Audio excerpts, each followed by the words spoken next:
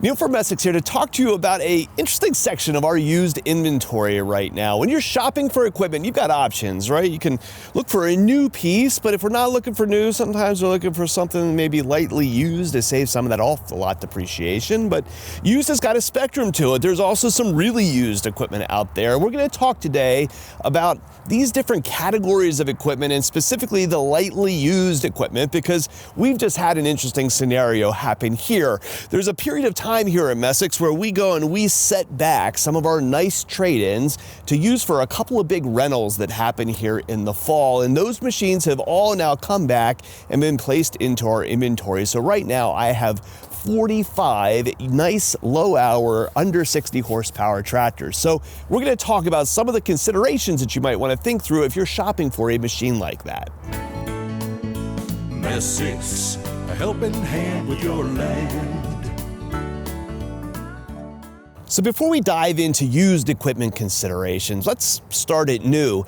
There is a handful of kind of unique aspects that you get when you're buying a new piece of equipment. There's the knowledge of where that machine has been and where every scratch has come from that a lot of us like to have, to know how that break-in period thing went at the beginning of owning that machine. There's the fresh warranty and the shiny new paint, right? Those kinds of things are obvious, but one thing that you may not think of is the ability to specifically customize a machine for your applications.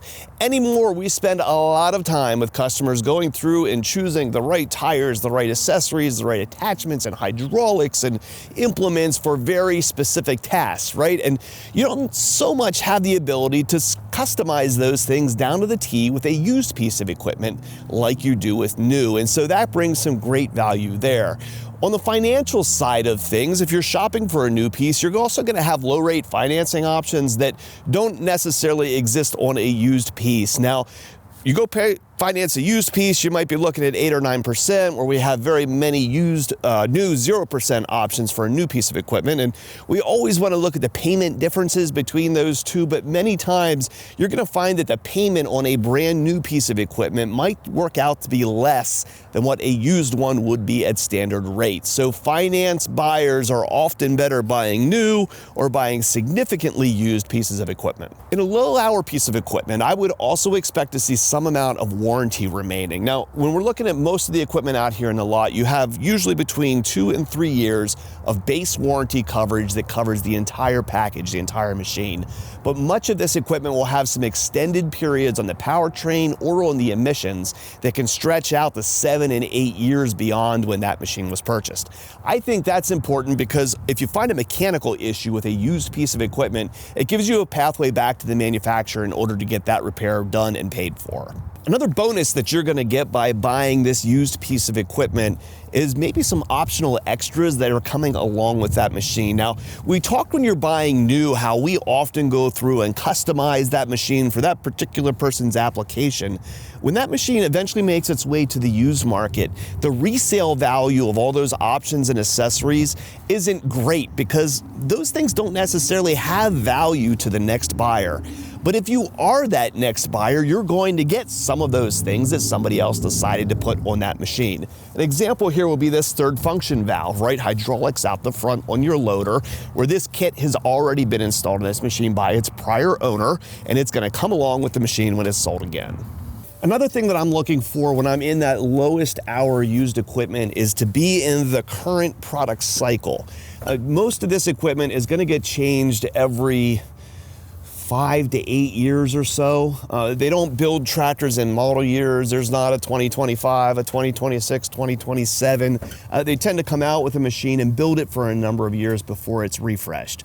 But if I'm looking at that lowest hour equipment, ideally I want to be in that latest generation of machine where you're pulling out the glossy spec sheet, you're checking the manufacturer's website, and it's still the current model that's made today. As soon as that model number changes, even if the changes are pretty insignificant, it does have a hit to that model's value. So this LX2610 here would be a good example of that. This just rolled over here in the last couple of months. There's a 2620 out now, and that really is going to become the sought after model at this point, while this one really still can be a really good value, but you should expect a little bit more of a discount because of it. Our next category of used equipment, I would say, is high hour or aged equipment. Machines like this L4150 here that are 20 plus years old and are starting to accumulate thousands of hours now. Now, again, this criteria may differ a little bit depending on what kind of equipment you're looking at. Skid steers, excavators, big farm tractors. The numbers all work around here a little bit differently, but when we're getting into this kind of equipment, we're expecting now to see some significant money off the cost of a new one, right? If you have something solid and functional, you're gonna find that tractors and equipment will retain their values really, really well. A machine like this, even though the paint's pretty faded and rusty and it's a little scraped up, at the end of the day, it's gonna do a lot of the same work that the new ones do. And so for that reason, you're gonna find their values hold pretty well.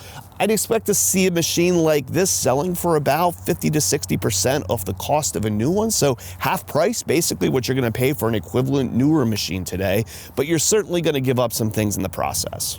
Now, when you're looking at this higher hour equipment, there's some expected things that you're gonna give up, right? The paint's not gonna look as beautiful, things are gonna be scratched up, right? You expect those kinds of things, but there's some unexpected things that you're gonna give up as well.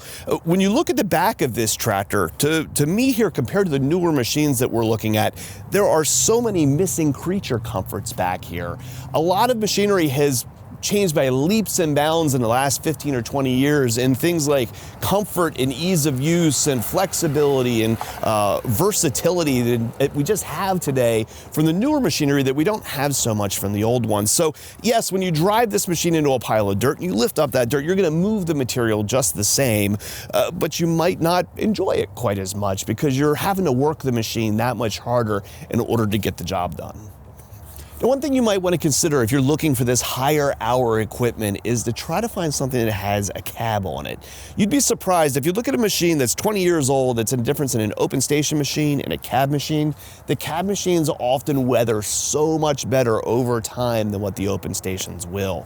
A cab enclosure there isn't just keeping you warm and dry, it's also protecting the seat, which is a lot less likely to dry rot and crack. The steering wheel, that's a lot less likely to get moldy, and the knobs, aren't going to get disgusting, and the floorboards will stay clean. And oftentimes, when the manufacturer designs and assembles that tractor, they're going to take some of the electronic controls and stuff that you'd have in that machine and pull that stuff up inside the cab so that's more protected from the weather. So yes, cab machines can be a lot more expensive on the front side, but they often maintain the value of that tractor a lot better over the long term. Now, this thing beside me here is absolute hot garbage.